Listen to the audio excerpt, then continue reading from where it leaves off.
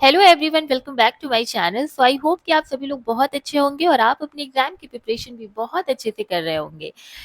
इस वीडियो में हम लोग बात करेंगे हमारे बीएससी सेकेंड सेमेस्टर के यूनिट 5 जूलॉजी से, जिसमें हमें पढ़ना है डाइजेशन एंड रेस्पिरेशन के बारे में। ये वीडियो हमारी क्लास 1 है इस यूनिट से। इस यूनिट में आगे बढ़ने से पहले मैं आपको बता दूं कि हम लोगों ने already unit 1, unit 2, unit 3 complete कर रखा है। यूनिट 4 अभी पेंडिंग पे रहेगा, क्योंकि I want to complete the unit 5 to 8 first, because ये जो टॉपिक्स है ये आपके एमसीक्यू पॉइंट ऑफ व्यू के लिए, आपके सब्जेक्टिव पेपर के लिए बहुत इंपॉर्टेंट है। ओके, तो I would like to complete these unit first, उसके बाद फिर हम यूनिट 4 आखिरी में कंप्लीट कर देंगे। ओके, काफी लेंदी है आपका यूनिट 5 से लेकर यूनिट 8 तक के जितने आपके सिलेबसेस दिए गए हैं, तो थोड़ा वक्त लगेगा इसे कंप्लीट करने में, बट मैं मार्च में पूरा का पूरा सिलेबस आपका कंप्लीट कर दूंगी। ओके, देखिए आपको यूनिट 5 में क्या क्या पढ़ना है। सबसे पहले ही आपको बता दिया गया है कि डाइजेशन एंड रेस्पिरेशन के बारे में पढ़ लो, बट सब टॉपिक को कैसे डिवाइड किया गया है ये हम टेबल ऑफ कंटेंट में देखेंगे। ओके, तो आप सभी को पता है कि मैं बहुत ही हलवा क्लियर वे में यहाँ पर टेबल ऑफ कंटेंट भी आप लोगों के लिए लगाती हूँ, जिससे क्लियर पॉइंट मिल जाए कि देखो ये पढ़ना है। ओके, डाइजेशन में हमें पढ़ना है structure, organisation and function of gastrointestinal tract and associated glands. Then हमें सेकंड पढ़ना है mechanical and chemical digestion of food, absorption of carbohydrate, lipid, protein, water, mineral and vitamin. ये पोर्शन आपके किसका है? ये पोर्शन है हमारे लिए डाइजेशन का। ओके, ये पोर्शन में हम सिर्फ डाइजेशन के बारे में पढ़ेंगे, एंड साथ ही साथ में आपको यहाँ पर रेस्पिरेशन के बारे में भी पढ़ना है, जिसमें सब टॉपिक्स दिए गए हैं। Histology of trachea and lungs, mechanism of respiration, pulmonary ventilation, respiratory volumes and capacities, transport of oxygen and carbon dioxide in blood, respiratory pigments, dissociation curves and the factor influencing, then control of respiration। ये जो अब आपका portion आ गया ना, ये portion आपका हो गया हमारे रेस्पिरेशन का। ठीक है, तो यहां तक आपको डाइजेशन पढ़ना है। ये हम एक वीडियो में पढ़ लेंगे जो हमारी क्लास 1 है, एंड सेकेंड वीडियो में हम पूरा का पूरा रेस्पिरेशन कंप्लीट करेंगे। ओके, तो फिजियोलॉजी काफी मजेदार होती है, आप सभी को पता है, और यूनिट 5 से लेकर यूनिट 8 में आपको फिजियोलॉजी ही दी गई है पढ़ने के लिए, एनिमल फिजियोलॉजी। तो बहुत मजा आएगा, मैं सीरियसली बता रही हूँ, बहुत इंजॉय करोगे आप क्लास। आज हम लोग डाइजेशन पढ़ेंगे, एंड आज ही से आपको पता चल जाएगा कि फिजियोलॉजी कितनी प्यारी है। ओके, फिजियोलॉजी पढ़ने में बहुत मजे आते हैं। So please let's start the today's topic of discussion, that is digestion। and yeah, please आप लोग ना एक कॉपी और पेन लेकर के बैठना, जो भी इंपॉर्टेंट पॉइंट्स मैं बताती जाऊंगी उसे नोट डाउन करते जाना, और अगर प्रॉपर नोट्स बनाने हैं तो आप वीडियो पॉज करके स्क्रीनशॉट ले लेना, आपके प्रॉपर नोट्स भी बन जाएंगे। ओके, चलिए आगे बढ़ते हैं। डाइजेशन क्या होता है? The very first question, digestion एक हमारी बायोलॉजिकल प्रोसेस है जिसमें कॉम्प्लेक्स फूड सब्सटेंसेस को सिंपलर फूड सब्सटेंसेस में तोड़ा जाता है, मॉलिक्यूल्स में तोड़े जाते हैं, फिर उन मॉलिक्यूल्स को हम एब्जॉर्ब करते हैं।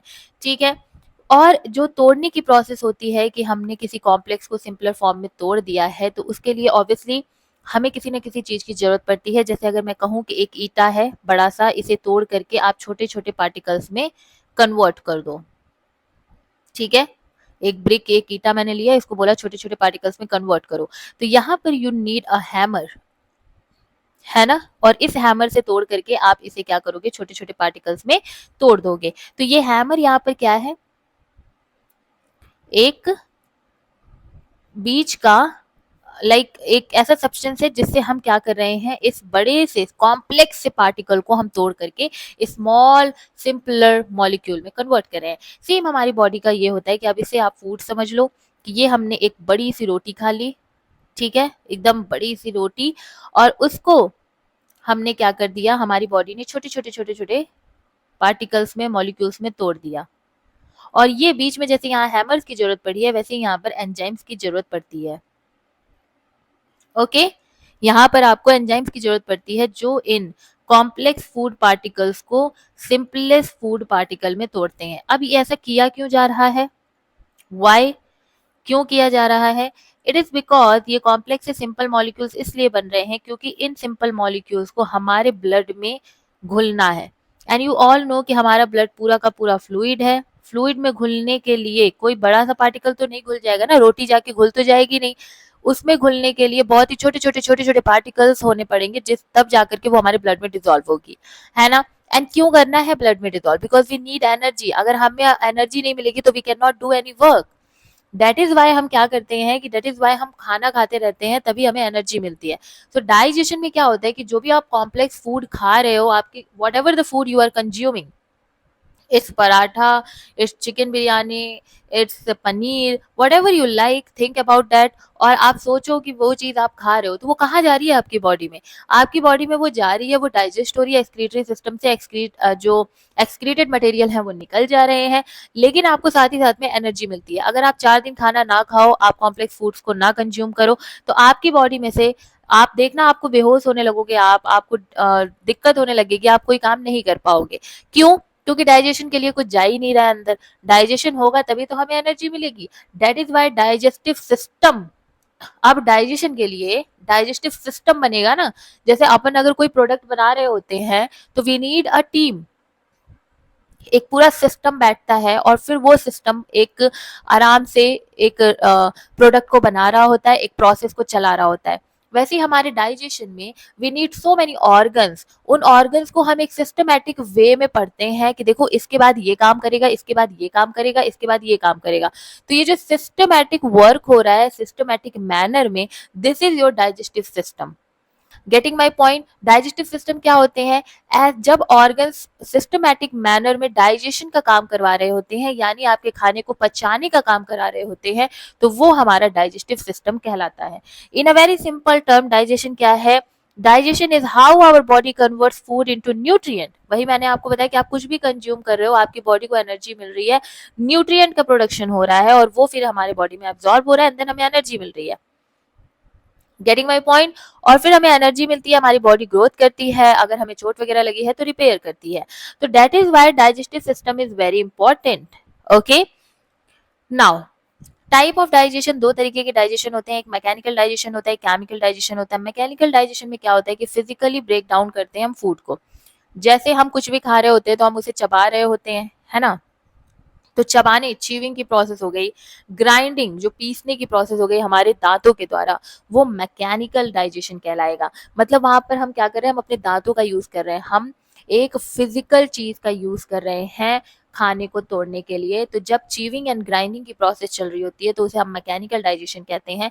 एंड उसके बाद जब हम चबा करके अपनी जो खाने होते हैं उनको स्वेलो करने लगते हैं, तो वहां से हमारा स्टार्ट हो जाता है केमिकल डाइजेशन, जहां पर अब एंजाइम्स एंड डाइजेस्टिव जूसेस मिल करके आपके जो कॉम्प्लेक्स फूड पार्टिकल्स हैं उनको अब सिंपलर फूड पार्टिकल्स में कन्वर्ट करेंगे। सबसे पहले आप कोई भी खाना खाते हो तो उसे अपने मुंह से खा रहे हो, मुंह में आपके क्या है? बहुत सारे तित हैं, उन तित से आप उनको उस खाने को चबाते हो, है ना? चबाते हो, पीसते हो, फिर सलाइवा मिक्स होता है एंड बॉलस बन के फिर अंदर जाता है। ओके, तो जो आपके माउथ में अभी चल रहा है ना, वो ग्राइंडिंग की प्रोसेस, चीविंग की प्रोसेस, वो होती है मैकेनिकल डाइजेशन। उसके बाद स्टार्ट होता है केमिकल डाइजेशन, जहाँ पर बहुत सारे एंजाइम्स आते हैं, डाइजेस्टिव जूसेस आते हैं और वो आपके जो आपने कंज्यूम किया है फूड उसे तोड़ते हैं। ओके, और तोड़ के सिंपलर फॉर्म में कन्वर्ट करते हैं। तो दो टाइप हो गए आपके डाइजेशन के। ओके, देन ये पूरा का पूरा जो मैंने सिस्टम आपको बताया उसे हम लोग गैस्ट्रो इंटेस्टाइनल ट्रैक्ट भी कहते हैं, क्योंकि गैस्ट्रो यानी स्टमक, इंटेस्टाइनल यानी इंटेस्टाइन, स्मॉल एंड लार्ज दोनों इंटेस्टाइन इसमें इन्वॉल्व होते हैं। दैट इज वाई हम डाइजेस्टिव सिस्टम को गैस्ट्रो इंटेस्टाइनल ट्रैक्ट भी बोल देते हैं, एलिमेंट्री कैनॉल भी बोल देते हैं। तो गैस्ट्रो इंटेस्टाइनल ट्रैक्ट को जीआई ट्रैक्ट भी हम कहते हैं। ये एक्चुअली में क्या होते हैं समझिए। हमारे गैस्ट्रोइंटेस्टाइनल ट्रैक हॉलो ट्यूब होते हैं जो कि रिस्पॉन्सिबल होते हैं डाइजेशन के लिए, एब्जॉर्प्शन के लिए एंड एक्सक्रीशन के लिए फूड के। ठीक है, ये एक्सटेंड करते हैं from the mouth to the anus, mouth से स्टार्ट होंगे और एनस पे जाकर के खत्म होंगे। तो ये हॉलो ट्यूब नुमा आपके सभी के सभी स्ट्रक्चर्स हैं जो पाचन के लिए, आप जो भी कुछ खा रहे हो उसको पचाने के लिए, उसको पचा करके एब्जॉर्ब यानी अवशोषण करा के आपको एनर्जी देने के लिए, और जितनी एक्सक्रीटेड मटेरियल है, जो वेस्ट मटेरियल है बॉडी से, उसको बाहर निकालने के लिए ये पूरा एक हॉलो ट्यूब जो है वो हमारी बॉडी में बना हुआ है, जिसे हम गैस्ट्रो इंटेस्टाइनल ट्रैक्ट कहते हैं। ओके, स्टार्टिंग कहाँ से है? माउथ से, और एंडिंग कहाँ है? एनस पे है। ओके, और बीच में बहुत सारे आपको वेरियस एसोसिएटेड ग्लैंड्स भी मिलेंगे जो अलग अलग कार्य करेंगे। ओके, समझ में आया आपको? जीआई ट्रैक्ट में जो गैस्ट्रो है, गैस्ट्रो वर्ड हमेशा ही हम यूज करते हैं for the stomach. Okay, and intestine मतलब आपको समझ में आ रहा है, तो स्टमक और स्मॉल एंड लार्ज इंटेस्टाइन सब मिल करके डाइजेशन की प्रोसेस कराते हैं, दैट इज वाई हम इसे गैस्ट्रो इंटेस्टाइनल ट्रैक्ट कहते हैं। ओके, चलिए आगे बढ़ते हैं। ये देखिए, ये पूरा आपका एक स्ट्रक्चर है, आपकी बॉडी का ये एक डाइजेस्टिव सिस्टम है, जहां पर आपको स्टार्टिंग में माउथ का पार्ट दिखेगा, फिर उसके बाद आपको सलाइवरी ग्लैंड्स दिखेंगी, बीच में आपको फेरिंग्स ईसोफेगस दिखेगा यहाँ पर, ठीक है, ये हमारे ईसोफेगस है। Then we have stomach, small intestine and large intestine, ये हमारी मेन ग्लैंड्स होती हैं। तो एक बार हम इसको बहुत ही अच्छे से समझ लेते हैं। अब समझिए आप यहाँ पर, जैसे ही आप अपना डाइजेस्टिव सिस्टम देखना चाहोगे, तो आप माउथ में सबसे पहले खाना खाते हो अपने माउथ से। ओके, माउथ में यू हैव पैलेट, ओके, ये पोर्शन आपका पैलेट है। फिर आपके पास इसको आप कैसे भी प्रोनाउंस करो, युवला करो, फिर युवुला करो, जो भी आप जैसे आपको बोलना है आप बोल सकते हो। You have this portion, then you have a tongue and you have teeth. तो माउथ में अगर जैसे ही आप कोई खाना कंज्यूम कर रहे हो, इंजेस्ट कर रहे हो, खा रहे हो, तो उसमें माउथ क्या करता है, माउथ के पास होता है टिथ और टंग, ये दोनों मिल करके क्या कहते हैं हमारा मैकेनिकल डाइजेशन स्टार्ट करते हैं, जहां पर उस खाने को हम क्या करते हैं, ग्राइंड करते हैं, चीव करते हैं। ओके, फिर उसके बाद आप देखोगे इसी माउथ के नीचे आपको सलाइवरी ग्लैंड दिखाई देंगी, जो sublingual, submandibular and parotid glands जो होती हैं, ये 3 तरीके की ग्लैंड्स होती हैं, जिन्हें हम सैलावरी ग्लैंड्स बोलते हैं। ठीक है, सबलिंगुअल आपके तित के नीचे होगी, फिर आप पैरोटिड देखोगे एकदम आपके फेरिंग्स के पास होगी, और सब मैंडिबुलर इन दोनों के बीच में नीचे के साइड पर लगी होगी। इन तीनों को मिला के अपन सलाइवरी ग्लैंड्स बोलते हैं। जैसा मैंने कहा कि माउथ में आपके जैसे मैकेनिकल डाइजेशन हो जाएगा, जो कॉम्प्लेक्स फूड पार्टिकल है वो सिंपलर फूड पार्टिकल में तोड़ने के लिए अब हम उसे ग्राइंड एंड चीव कर रहे हैं। उसी समय पर ग्राइंडिंग एंड चीविंग के बाद हमारे बॉडी में से जो सलाइवरी ग्लैंड है, यहाँ ये सलाइवा सिक्रीट करते हैं, एंड सलाइवा सिक्रीट होने के बाद जो हमारे खाने हैं जो चीव हो चुके हैं, वो उस सलाइवा में पूरी तरीके से मिक्स हो जाते हैं और बोलस का फॉर्मेशन कर लेते हैं। ठीक है, तो जब हमारा खाना सलाइवा के साथ मिक्स हो चुका है तो उसे बोलस कहते हैं। फिर यहीं पर आप फेरिंग्स देखते हो, और फेरिंग्स के बाद यहाँ से जो बोलस है वो हमारे ईसोफेगस से नीचे आने लगता है। ओके, समझ में आया। अब आफ्टर जब ईसोफेगस से वो नीचे आ रहा है तो कहाँ पहुंचेगा, वो पहुंचेगा हमारे स्टमक में। ठीक है, स्टमक आपको ये दिखाई दे रहा है, ये तो ईसोफेगस आ रहा था, इसी को कंटिन्यू करते हमारा स्टमक आ गया। स्टमक के बाद you have your small intestine and large intestine. Small intestine आपके डिफरेंशिएटेड है ड्यूडेनम, जेजुनम एंड इलियम में।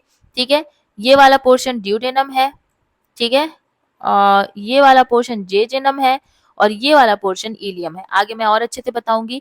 लार्ज इंटेस्टाइन में यू हैव ट्रांसवर्स कोलॉन, ये वाले ट्रांसवर्स कोलॉन है, ये वाले असेंडिंग कोलॉन है, और ये वाले डिसेंडिंग कोलॉन है। ठीक है, फिर आपके पास यहीं पर सीकम भी होता है, यहाँ पर ये वाला पोर्शन सीकम है, और यहाँ आप देखोगे सिग्मोइड कोलॉन, और यहाँ रेक्टम, और फिर एनस। ठीक है, तो ये आपका एक पूरा का पूरा डाइजेस्टिव सिस्टम है, जिसमें एसोसिएटिव ग्लैंड में आप लीवर देख लोगे, गॉल ब्लैडर्स देख लोगे, पैनक्रियाज देख लोगे, समझ रहे हो। तो ये आपके एसोसिएटेड ग्लैंड है। मेन कौन कौन से हैं, आपके माउथ हो गए, फिर फेरिंग्स हो गया, फिर आपका ईसोफेगस हो गया, स्टमक हो गया, स्मॉल इंटेस्टाइन हो गया, लार्ज इंटेस्टाइन्स हो गए। ओके, समझ में आया। तो ये डाइजेस्टिव ग्लैंड जितने हैं इनका फिगर आप जरूर बना लीजिएगा। मेजर पार्ट की जो मैं बात कर रही थी वो यही है। सबसे पहले माउथ में क्या होता है, ऑर्गन और उनके फंक्शन हम साथ में पढ़ेंगे। तो माउथ में सबसे पहले चीविंग की प्रोसेस हो रही होती है, जिसे हम मास्टिगेशन कहते हैं, जहां पर मिक्स किया जाता है फूड को सलाइवा के साथ।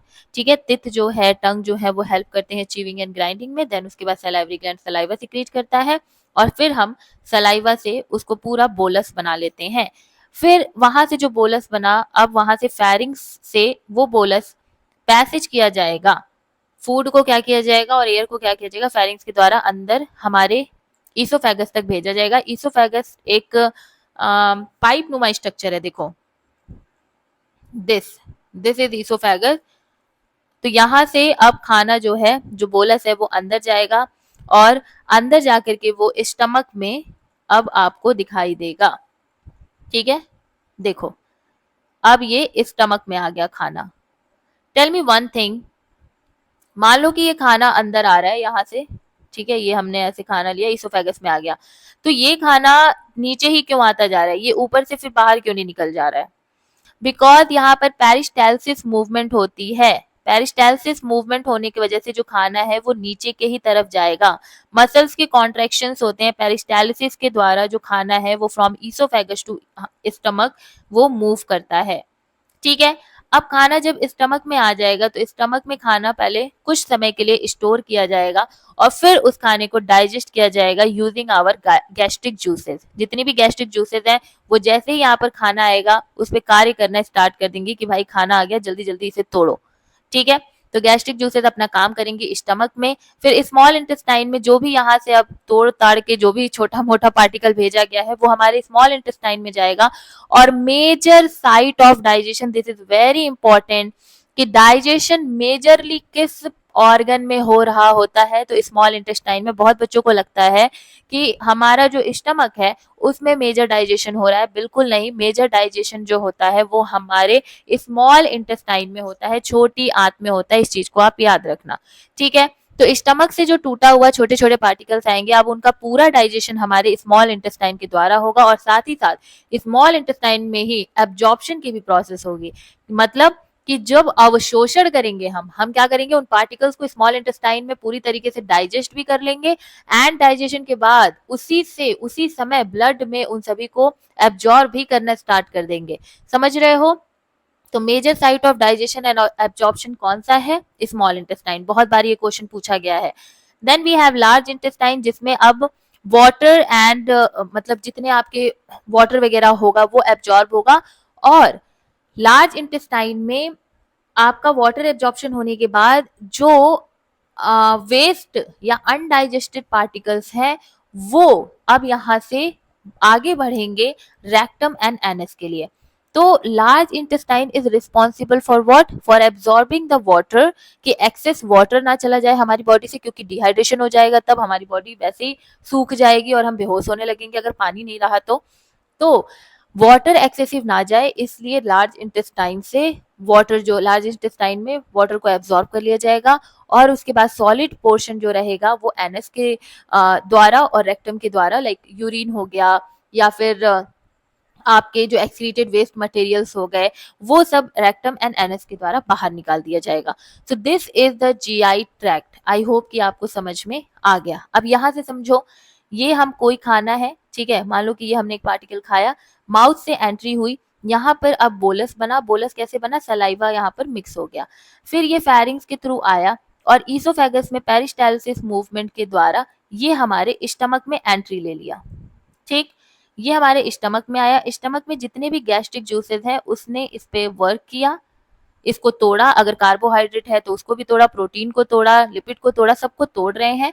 तोड़ने के बाद जो पार्टिकल आए वो हमारे स्मॉल इंटेस्टाइन में आ गए। इस स्मॉल इंटेस्टाइन में इन पार्टिकल्स को और भी ज्यादा तोड़ा गया, बहुत ज्यादा डाइजेस्ट किया गया और यहीं पर डाइजेशन के बाद एब्जॉर्प्शन की प्रोसेस हुई। और एब्जॉर्प्शन के बाद हमको ये लगा कि ठीक है भाई, हमने न्यूट्रिएंट तो एब्जॉर्ब कर लिया, लेकिन वाटर जो एक्सेसिव बाहर जा रहा है उसको मेंटेन करना जरूरी है। तो लार्ज इंटेस्टाइन जो है वो एक्सेसिव वाटर बाहर ना चला जाए, इसलिए वाटर को रीएब्जॉर्ब करता है और फिर उसके बाद जितने अनडाइजेस्टेड पोर्शंस हैं वो आपके रेक्टम एंड एनस के थ्रू बाहर निकल जाते हैं। This is your digestive system, या फिर आप इसे जीआई ट्रैक्ट भी कहते हो। Take the screenshot. Take the screenshot. मैंने हिंदी वाले बच्चों के लिए भी यहाँ पर बहुत अच्छे से नोट्स बनाए हैं, so please appreciate my work, my hard work, okay. इसके लिए आप ऑब्वियसली चैनल को सब्सक्राइब करिए अगर आप नए हैं तो, और अगर आप पहले से इस चैनल से जुड़े हुए हैं तो अपने कलीग्स, अपने जूनियर सीनियर सभी के पास इस चैनल को शेयर करिए जिससे उनकी भी हेल्प हो पाए, क्योंकि मैं बहुत ज़्यादा वर्क करती हूँ आप लोगों के लिए, आपके हर एक टॉपिक को हलवा क्लियर बनाने के लिए, ओके। नाउ एसोसिएटेड ग्लैंड्स क्या है हमारे डाइजेस्टिव सिस्टम में? तो सैलिवरी ग्लैंड्स हो गया, लिवर हो गया, गॉल ब्लैडर हो गया, पैनक्रियाज हो गया, they are the associative gland. यानी ये हमारे जो मेजर साइट हैं, हमारे जितने मेजर आपके जीआई ट्रैक्ट्स में ग्लैंड हैं, जैसे स्टमक हो गया, स्मॉल लार्ज इंटेस्टाइन हो गए, इन सभी को ये हेल्प करते हैं। और भी ज़्यादा डाइजेशन की प्रोसेस को इनहेंस करने के लिए। जैसे सैलिवरी ग्लैंड जो है ये पैरोटिड टाइप का है, सबमैंडिबुलर टाइप का है और सबलिंगुअल टाइप का है। फंक्शन क्या होता है इस ग्लैंड का? ये सलाइवा सिक्रीट करते हैं जिसमें एमाइलेज पाया जाता है, और एमाइलेज जो है वो कार्बोहाइड्रेट का डाइजेशन स्टार्ट कर देता है। जैसे ही आपने खाना अंदर लिया अपने मुंह के, आपने चबाना स्टार्ट किया, सलाइवा तुरंत निकलता है, और अगर आपने कोई कार्बोहाइड्रेट सब्सटेंस खाया है तो उसका डाइजेशन हमारे मुंह से ही स्टार्ट हो जाता है। कभी भी आपसे कोई पूछे कि डाइजेशन कहाँ से स्टार्ट होता है तो ये नहीं बोलना कि स्टमक से स्टार्ट हो रहा है, बिल्कुल नहीं। आपका जो खाना है वो आपके मुंह से ही डाइजेस्ट होना स्टार्ट हो जाता है, क्योंकि यहाँ पर भी आप एक एंजाइम देख रहे हो एमाइलेज, जो हमारे कार्बोहाइड्रेट जैसे कॉम्प्लेक्स मॉलिक्यूल को छोटे छोटे सिंपलर मॉलिक्यूल में तोड़ना स्टार्ट कर देता है। ओके, तो सलाइवरी ग्लैंड एक एसोसिएटिव ग्लैंड है जो कार्बोहाइड्रेट डाइजेशन में बहुत ज्यादा रोल प्ले करता है, एंड ये हमारे मुंह से ही डाइजेशन कराना स्टार्ट कर देता है।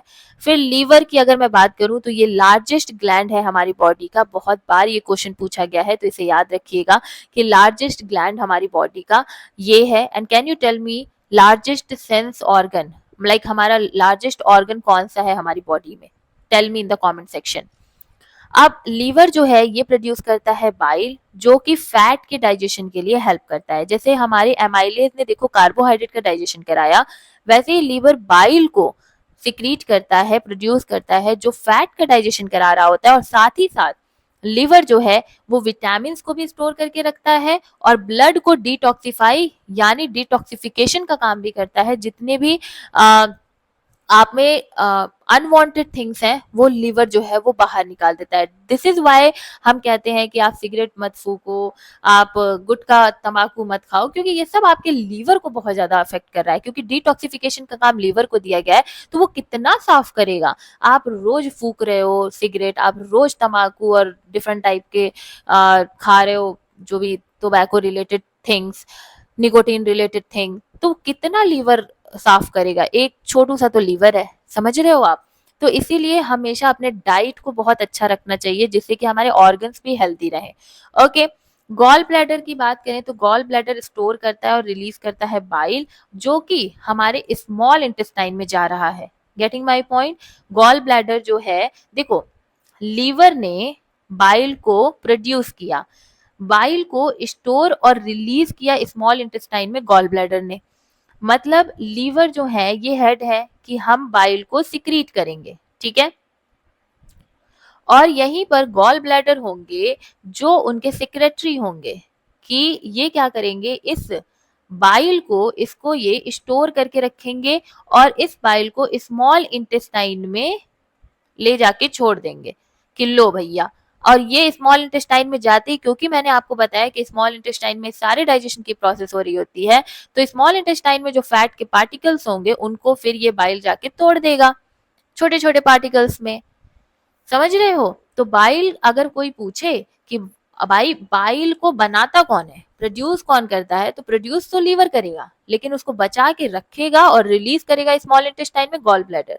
Okay, then we have pancreas, the another very important gland, जो सिक्रीट करता है डाइजेस्टिव एंजाइम्स जैसे कि एमाइलेज हो गया, लाइपेज हो गया, प्रोटीएजेस हो गए हमारे स्मॉल इंटेस्टाइन में। ओके, और देखो ये एमाइलेज कार्बोहाइड्रेट तोड़ देगा स्मॉल इंटेस्टाइन में, लाइपेज लिपिड तोड़ देगा, प्रोटीन को तोड़ देगा, प्रोटीएजेस। समझ रहे हो? तो स्मॉल इंटेस्टाइन में जो पैनक्रियाजेस हैं, दिस लाइक पोर, आप ऐसे कह सकते हो कि पैनक्रियाज एक बाल्टी है, इनमें से यहाँ डाइजेस्ट जो स्मॉल इंटेस्टाइन है उसमें आपके एमाइलेज, लाइपेज एंड प्रोटीएजेस को क्या किया जा रहा है, पोर किया जा रहा है, डाला जा रहा है कि लो भाई यहाँ तुम्हारे ही पास पूरा का पूरा पार्टिकल आया हुआ है, तुम्हें ही तोड़ना है, तो हम तुम्हें डाइजेस्टिव एंजाइम्स जो है वो क्या कर रहे हैं, प्रोवाइड कर रहे हैं, तुम तोड़ो। समझ रहे हो? साथ ही साथ में जो हमारे पैनक्रियाज होते हैं वो इंसुलिन को भी प्रोड्यूस करते हैं, ग्लूकागॉन को भी प्रोड्यूस करते हैं, जो हमारे ब्लड शुगर लेवल को मेंटेन रखता है। अब मेरी बात सुनो, बहुत आसानी से मैं आपको एक चीज बताना चाह रही हूँ। जैसे मैंने कहा कि स्टमक तक जो फूड है वो आ रहा है, ठीक है। अब स्टमक के बाद हमने क्या बोला कि डाइजेशन पूरा स्मॉल इंटेस्टाइन में हो रहा है। ये मान लो कि लार्ज इंटेस्टाइन है और इसमें हम देख रहे हैं कि ऐसे मान लो स्मॉल इंटेस्टाइन है। फिगर नहीं है क्या? वेट, फिगर था ना यहाँ पर, हाँ सी। अब यहाँ बहुत अच्छे से आपको समझ में आएगा। देखो ये है हमारा पूरा का पूरा स्मॉल इंटेस्टाइन, और बार बार मैं तभी से चिल्ला रही हूँ कि डाइजेशन पूरा स्मॉल इंटेस्टाइन में होगा। मान लो कि पार्टिकल्स जो हैं वो हमारे स्मॉल इंटेस्टाइन तक आ गए खाने के, तोड़ते तोड़ते बहुत छोटे छोटे पार्टिकल्स हैं, बट इन्हें अभी और तोड़ना है क्योंकि इन्हें ब्लड में एब्जॉर्ब कराना है। होगा क्या कि दिस इज आवर लीवर, ठीक, ये लीवर है। लीवर ने क्या किया, लीवर ने बाइल का प्रोडक्शन कर दिया, बाइल आ गया। यही लीवर के पास you are seeing a attached gall bladder, see, ये हमारा एक गॉल ब्लैडर हो गया। ओके, और अच्छे से समझ में आएगा। देखो ये हो गया गॉल ब्लैडर। गॉल ब्लैडर से आपको यहाँ पर एक डक्ट दिखाई दे रही है जिसे आप कॉमन बाइल डक्ट कह रहे हो, और ये बाइल डक्ट हमारे स्मॉल इंटेस्टाइन से जुड़ी हुई है। तो जैसा कि मैंने आपको बताया कि बाइल का प्रोडक्शन तो लीवर कर रहा है, लेकिन उसका स्टोरेज का काम और उसके सिक्रीशन का काम हमारे जो पैनक्रियाज हैं वो कर रहे हैं। तो बाइल यहाँ पर जो स्टोर है गॉल ब्लैडर में, वो अब यहाँ सिक्रीशन लाइक डाइजेशन के टाइम पे वो स्मॉल इंटेस्टाइन में छोड़ दिया जाएगा। तो यहाँ पर बाइल आ गया, और बाइल किस चीज का डाइजेशन करवा रहा है, बाइल हमारे फैट का डाइजेशन करा रहा है। समझ गए? तो स्मॉल इंटेस्टाइन में जितने भी आपके फैटी मॉलिक्यूल्स होंगे उनको ये जो बाइल है वो तोड़ेगा। तो we have bile here. Now यहाँ पर आप देख रहे हो पेनक्रियाज, सी, ये आपको यहाँ पर छोटा सा पेनक्रियाज दिखाई देगा, ठीक। पेनक्रियाज के पास है आपके पैनक्रियाटिक डक्ट, देखो ये पैनक्रियाटिक डक्ट है, दिख रहा है, ये पैनक्रियाज पैनक्रियाटिक डक्ट, ये पैनक्रियाटिक डक्ट भी आपके स्मॉल इंटेस्टाइन से कनेक्टेड है, ठीक है। पैनक्रियाटिक डक्ट से आपके कौन कौन से एंजाइम्स आ रहे हैं, आपका एमाइलेज आ रहा है ना, लाइपेज आ रहा है, प्रोटीएजेस आ रहे हैं। तो प्रोटीएजेस प्रोटीन को तोड़ देगा, जो स्मॉल इंटेस्टाइन में प्रोटीन मॉलिक्यूल होगा। लाइपेजेस लिपिड को तोड़ देगा, हमारे एमाइलेजेस कार्बोहाइड्रेट को तोड़ देगा।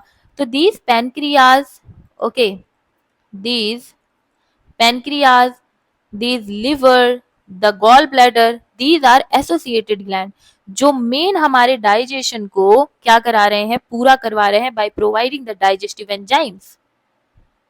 समझ रहे हो? दैट इज वाई जब सब कुछ हम बाल्टी लेकर के, पैनक्रियाज बाल्टी लेकर के आ रहा है और इसी में स्मॉल इंटेस्टाइन में पोर कर दे रहा है ना, छोड़ दे रहा है कि लो भाई तुम, ऊपर से लीवर और जो गॉल ब्लैडर है वो भी बाइल डक्ट छोड़े जा रहे हैं।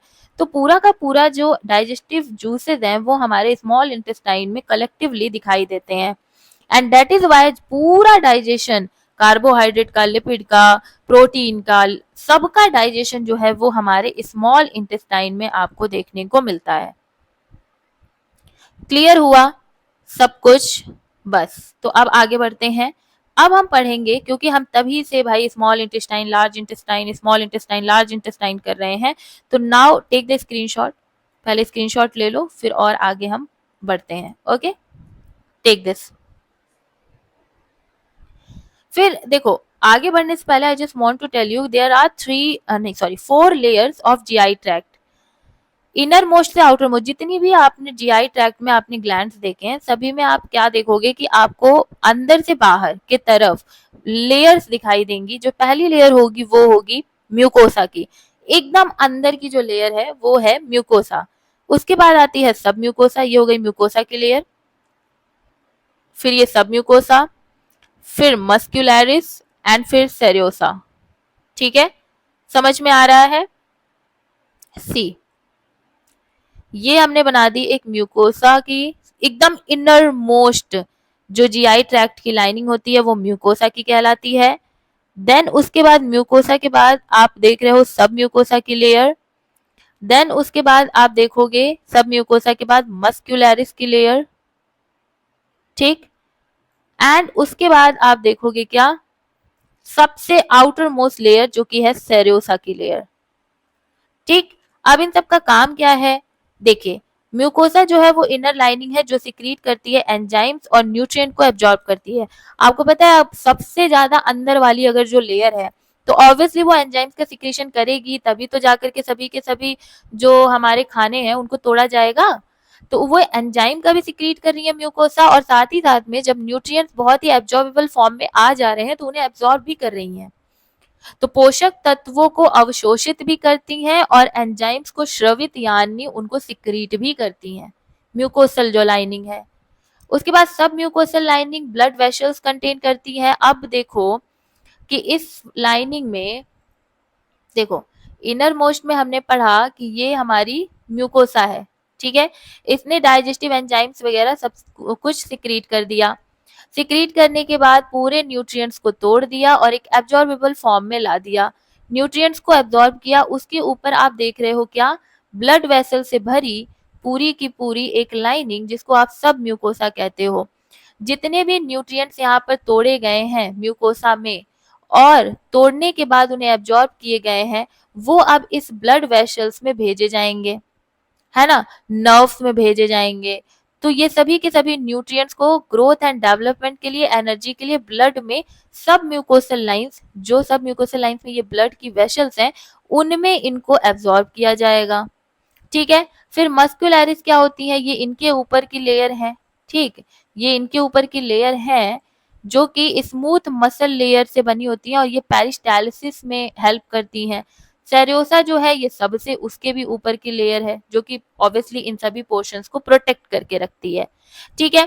तो आपसे क्वेश्चन क्या पूछा जाएगा कि ये बताइए कि ब्लड वेसल कंटेन करने वाली जीआई ट्रैक्ट की कौन सी लेयर है, बताइए किस लेयर में आपको ब्लड वेसल्स दिखाई देते हैं और साथ ही साथ में नर्व्स भी दिखाई देती हैं।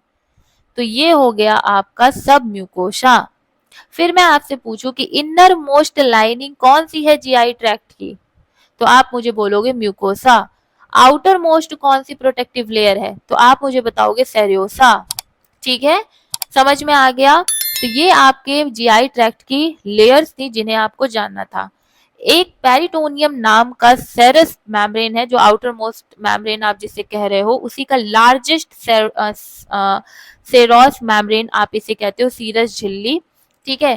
पेरिटोनियम डिवाइडेड है पैराइटल पेरिटोनियम में which lines the wall of abdominopelvic cavity, ठीक है। देखो ये पेरिटोनियम है, देख रहे हो, ये पूरी सी पेरिटोनियम जो है ये सबसे आउटर मोस्ट, जो सेरोसा हमने पढ़ा उसी की ये सबसे ज्यादा लार्जेस्ट मेम्ब्रेन है। इसने किसको किसको कवर करके रखा है, तो दो तरीके से इसे डिवाइड किया गया है। एक पैराइटल पेरिटोनियम जिसने कवर करके रखा है एब्डोमिनो पेल्विक कैविटी को, ठीक है, और दूसरा है विसरल पेरिटोनियम जिसने कवर करके रखा है कुछ हमारे ऑर्गन्स को जो हमारी कैविटी में आपको देखने को मिल रहे हैं। तो देख रहे हो आप, इसने लीवर को, कोलॉन को, स्मॉल इंटेस्टाइन को, स्टमक को, पेरिटोनियल कैविटी को, सबको पेरिटोनियम में कवर करके रखा हुआ है, एकदम outermost layer. That is why we see कि लार्जेस्ट सीरस जो झिल्ली है, जो सबसे बड़ी सीरस झिल्ली यानी लार्जेस्ट सेरोस मेम्ब्रेन है, वो पेरिटोनियम कहलाती है। ये पूरी पेरिटोनियम की लेयर है, ये समझ रहे हो। So this is about the peritoneum which is very important to know. Now simple सी बात है, माउथ में हम लोगों ने फूड का मास्टिकेशन देखा है ना, चीविंग एंड ग्राइंडिंग की process and mixing of saliva to form bolus, okay. तो बोलस बन गया, देन ईसोफेगस से वो बोलस नीचे की तरफ आया हमारे स्टमक में बोलस को काइम में कन्वर्ट किया गया। प्लीज याद रखना कि बोलस जो है वो हमने जो रॉ अभी मटेरियल खाया हुआ है प्लस सलाइवा, ठीक है, food plus saliva is your bolus, okay, and this bolus will gonna convert into chyme. अब इसे हम काइम कहेंगे, जो स्टमक में जो बोलस को कन्वर्ट किया गया है काइम में। फिर यहाँ से एसोसिएटेड ग्लैंड्स ने हेल्प किए स्मॉल इंटेस्टाइन को और पूरा न्यूट्रिएंट का एब्जॉर्प्शन काइम से हमारे स्मॉल इंटेस्टाइन में हुआ। जो काइम का रिमेनिंग डाइजेशन है और एब्जॉर्प्शन है वो हमारे स्मॉल इंटेस्टाइन में हमें देखने को मिला, ठीक है। तो अब हम सबसे पहले जो हमारे मोस्ट इंपॉर्टेंट, देखो माउथ के बारे में हम लोगों ने पहले पढ़ लिया है, हम स्टमक के बारे में पढ़ेंगे, स्मॉल इंटेस्टाइन के बारे में पढ़ेंगे, एंड थोड़ा सा मैं आप लोगों को लार्ज इंटेस्टाइन के बारे में बताऊंगी। देन ये वीडियो आपका यहीं पर खत्म हो जाएगा। ठीक है, चलिए अब हम बात करते हैं स्टमक के बारे में। स्टमक क्या है? तो स्टमक हमारे जे शेप के मस्कुलर ऑर्गन है जीआई ट्रैक्ट में, जो खाने को, जो काइम है, जिसको मतलब जो बोलस नीचे आ रहा है तो उसको काइम में कन्वर्ट किया, उसे स्टोर किया, मिक्स किया और पार्शियली डाइजेस्ट। काइम क्या होता है? काइम जो है वो पार्शियली डाइजेस्टेड फूड्स होते हैं, इन्हें आप याद रखना। अभी वो पूरी तरीके से डाइजेस्ट भी नहीं हुए हैं, लेकिन थोड़ा थोड़ा डाइजेस्ट हो चुके हैं। और स्टमक हमारा मेन पोर्शन होता है जो ईसोफेगस से स्मॉल इंटेस्टाइन को जोड़ता है। ईसोफेगस और यहाँ हमारा स्मॉल इंटेस्टाइन, और बीच में इसे जोड़ रहा है क्या? हमारा स्टमक। ठीक है, एनाटॉमी की बात करें तो स्टमक में कार्डिया पाया जाता है, एंट्री पॉइंट होती है जहां से फूड जो है वो एंटर कर रहा होता है, ये वाला पॉइंट, कि ईसोफेगस से जो फूड आया है बोलस वो यहाँ से एंट्री ले रहा है, तो इस पोर्शन को हम लोग कार्डिया बोलते हैं। Then we have fundus. Fundus जो होता है वो डोम शेप का होता है, अपर पार्ट होता है temporary, for fundus, for food storage. ठीक है, इस चीज को याद रखना। और 4 घंटे के लिए आपका जो फूड है वो स्टोर किया जा सकता है। फिर मेन बॉडी जो है वो वहां पर आपको गैस्ट्रिक जूसेस जो है वो फूड के साथ मिक्स होते हुए दिखाई देंगे। देन आपकी एक बॉडी होगी पाइलोरस, जो इस स्टमक को स्मॉल इंटेस्टाइन से जोड़ रही होगी। तो जो हमारा ईसोफेगस है उससे स्टमक को कौन जोड़ रहा है? कार्डियक। ठीक है, और स्मॉल इंटेस्टाइन से स्टमक को कौन जोड़ रहा है? बताओ। पाइलोरस। और बीच में वी हैव फंडस, जहां पर आपके फूड स्टोरेज का काम चल रहा है। मेन बॉडी है बीच में छोटी सी, जहां पर गैस्ट्रिक जूसेस जो है वो काइम को, मतलब काइम में जो बोलस आया है उसको कन्वर्ट करने में लगे हुए हैं। स्टमक जो है वो सिक्रीट करता है गैस्ट्रिक जूसेस, और स्टमक में HCl भी पाया जाता है, पेप्सिन, म्यूकस, ये सब चीजें पाई जाती हैं। देखो, अब HCl पाया जा रहा है तो HCl एक एसिड होता है, वो हमारी बॉडी को हार्म ना करे, इसलिए हमारी जो स्टमक है वो पूरी तरीके से म्यूकोसल लाइनिंग से ढकी होती है। और ये म्यूकोसा जो है, म्यूकोसल लाइन, वो HCl से हमें प्रिवेंट करता है कि हमारी बॉडी को हार्म ना हो, क्योंकि ये एसिड है ना, HCl बहुत स्ट्रॉन्ग एसिड होता है, तो ये हमें हार्म कर सकता है। लेकिन जो HCl है वो हार्म नहीं कर पाएगा, क्यों? क्योंकि हमारी बॉडी जो है वो, जो स्टमक है उसने अपने आप को म्यूकोसल लाइनिंग से पूरी तरीके से ढका हुआ है। म्यूकोसल चिपचिपी एक परत जैसी होती है।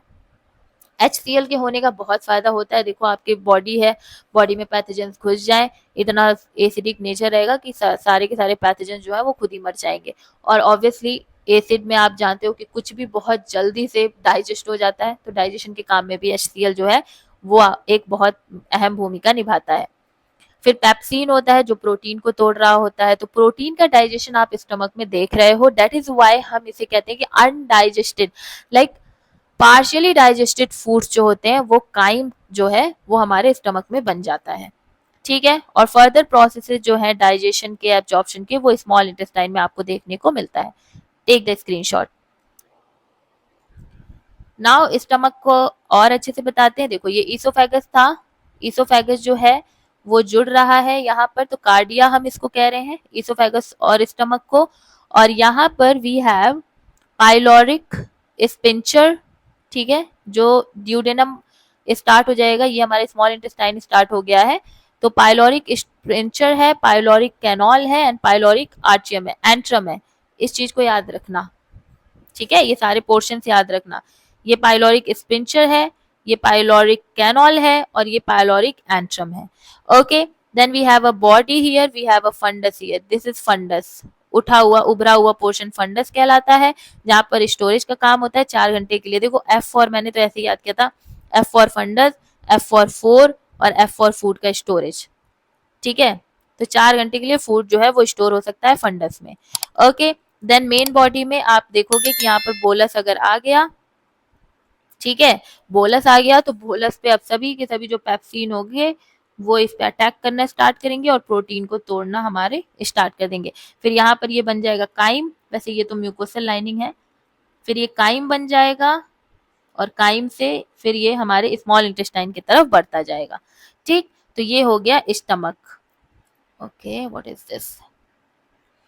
ठीक, अब स्टमक हमने पढ़ लिया। Let's talk about the small intestine, क्योंकि स्टमक से अब जो काइम है, जो अनडाइजेस्टेड पार्शियली डाइजेस्टेड फूड है, वो हमारे स्मॉल इंटेस्टाइन में आएंगे।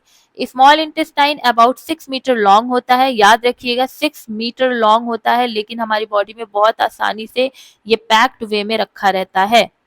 ठीक है, मेन साइट है डाइजेशन एंड एब्जॉर्प्शन का एक्सटेंड होता है स्टमक से लार्ज इंटेस्टाइन तक। एनाटॉमी की बात करें तो ड्यूडेनम में ये लाइक डिवाइड कैसे है, ड्यूडेनम, जेजेनम एंड इलियम में। Duodenum first and shortest part है, जहां जो हमारे स्टमक से अराइज होता है, 25 सेंटीमीटर का ये होता है। और बाइल और पैनक्रियाटिक जूसेस जो हैं काइम में, जो बाइल और पैनक्रियाटिक जूसेस जो है वो ड्यूडेनम में स्टार्ट हो जाते हैं मिलना। अब ये पैनक्रियाटिक जूसेस पैनक्रियाज दे रहा है, बाइल लीवर दे रहा है।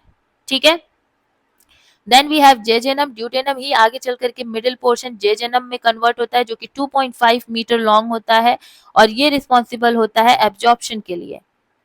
ठीक, तो आप देख रहे हो कि ड्यूडेनम में यहाँ पर, क्योंकि पैनक्रियाटिक जूसेस एंड बाइल हमारे काइम में उसके ऊपर एक्शन कर रहे हैं, तो डाइजेशन जो है वो ड्यूडेनम में मैक्सिमली आप देख रहे हो। एब्जॉर्प्शन का काम आपने जेजेनम में देखा, जो 2.5 मीटर लॉन्ग है।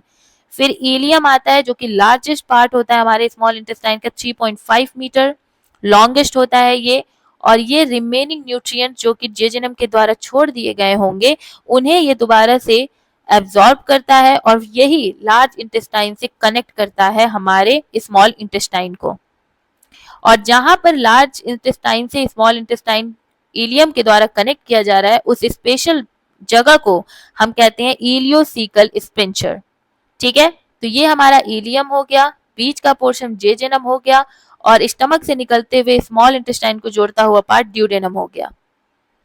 ठीक है, तो जेजेनम में मैक्सिमली आप देख रहे हो कि एब्जॉर्प्शन वगैरह हो रहा है, लेकिन इलियम सबसे बड़ा है, लॉन्गेस्ट है, और रिमेनिंग एब्जॉर्प्शन न्यूट्रिएंट का यहीं पर होता है। और स्मॉल इंटेस्टाइन को लार्ज इंटेस्टाइन से इलियम का एक पोर्शन इलियोसिकल स्पिंचर जो है वो जोड़ रहा होता है। बहुत बार आपसे पूछा जाता है नाम कि हमारा जो स्मॉल इंटेस्टाइन है वो लार्ज इंटेस्टाइन से वाया किसके द्वारा जोड़ा गया है, तो वहां पर आपको याद रखना है इलियोसिकल स्पिंचर। ठीक है, हमारे स्मॉल इंटेस्टाइन में सरफेस पे, इनर सरफेस पे विलाई और माइक्रोविलाई होती हैं, जिनसे हमें बहुत ज्यादा हेल्प मिलता है एब्जॉर्प्शन के लिए। ये जो विलाय और आपके माइक्रोविलाय होते हैं, दे एक्चुअली रिड्यूस द ऐसे कह सकते हैं कि जगह को कम कर देते हैं, लेकिन एब्जॉर्प्शन के प्रोसेस को बहुत ज्यादा बढ़ा देते हैं। अगर मैं ये एक लाइन ऐसे बनाऊं, तो ये बहुत ज्यादा सरफेस एरिया ले रहा है ना, एरिया बहुत ज्यादा ले रहा है। अगर मैं इसी लाइन को ऐसे तोड़ मरोड़ के ऐसे कर दूं, तो यही 25 सेंटीमीटर की लाइन है, मान लो इतनी बड़ी, और इसको अगर मैं ऐसे कॉन्वुलेटेड यानी कि फोल्डेड मेम्ब्रेन में कन्वर्ट कर दूं, तो रहेगी तो 25 सेंटीमीटर की ही, लेकिन इसका शेप अगर मैं थोड़ा सा बदल दूं, तो ये एरिया, सरफेस एरिया कम हो गया, लेकिन एब्जॉर्प्शन की प्रोसेस जो 25 सेंटीमीटर यहाँ पर कर रहा था मेम्ब्रेन, मतलब वही यहाँ पर भी होगा, लेकिन अब यहाँ पर सरफेस एरिया जो है वो कम हो गया। ठीक है, तो this is about the small intestine, जहां पर हम लोगों ने देखा कि स्मॉल इंटेस्टाइन 6 मीटर लॉन्ग है, मेन साइट है डाइजेशन एंड एब्जॉर्प्शन का। यहीं से आप देखते हो कि मैक्सिमम एब्जॉर्प्शन और डाइजेशन हो रहा है। बटा हुआ है ड्यूडेनम, जेजेनम, इलियम में। ड्यूडेनम सबसे छोटी 25 सेंटीमीटर की एक पोर्शन है हमारे स्मॉल इंटेस्टाइन में, जहां पर बाइल एंड पैनक्रियाटिक जूसेस जो है वो काइम के साथ मिक्स होते हैं और उनका फर्दर डाइजेशन करा रहे होते हैं। अब डाइजेशन हो गया है, तो एब्जॉर्प्शन के लिए जेजेनम वाला पोर्शन एब्जॉर्प्शन करा रहा होता है। 2.5 मीटर की इसकी लेंथ होती है। मोस्टली न्यूट्रिएंट एब्जॉर्प्शन यहीं पर हो रहा होता है। बचा हुआ अगर जेजेनम से कुछ न्यूट्रिएंट्स एब्जॉर्ब करना बच गया, तो वो इलियम के द्वारा लॉन्गेस्ट पार्ट जो कि 3.5 मीटर का होता है, उसके द्वारा एब्जॉर्ब कर लिया जाता है, क्योंकि हमें बेनिफिशियल चीजों को बाहर नहीं भेजना है। That is why we have to recheck कि क्या कुछ न्यूट्रिटिव चीज तो हम नहीं भेज दे रहे हैं अपनी बॉडी से बाहर एक्सक्रीटेड मटेरियल में, क्योंकि यहाँ से एक्सक्रीटेड मटेरियल ही तो बनना स्टार्ट हो जाएगा ना लार्ज इंटेस्टाइन में जाते जाते।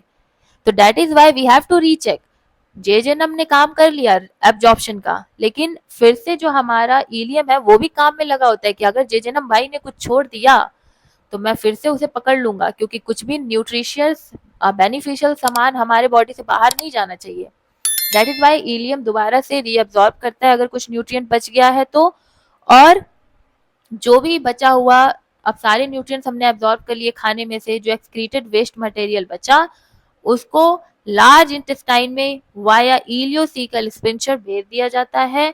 और वहां से लार्ज इंटेस्टाइन में जैसे ही हमारा जो वेस्ट मटेरियल है वो जा रहा होता है, तो ऐसा ना हो कि वेस्ट मटेरियल के साथ बहुत ज्यादा पानी भी बाहर चला जाए, तो लार्ज इंटेस्टाइन में उस वाटर को रीअब्जॉर्ब किया जाता है। जो बेनिफिशियल, कुछ थोड़ा बहुत और बेनिफिशियल है तो सॉल्ट वगैरह जैसे हो गया, उसको भी दोबारा से किया जाता है reabsorb. And then fully waste material को थ्रू रेक्टम एंड एनस बाहर भेज दिया जाता है। Okay, so this is about your small intestine. Take the screenshot.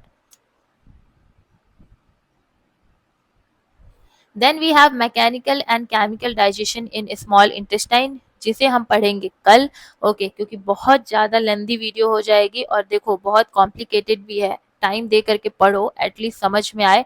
तो इसको हम आगे पढ़ेंगे, mechanical and chemical digestion in small intestine, और फिर हम सेकेंड वीडियो में इसे खत्म कर देंगे।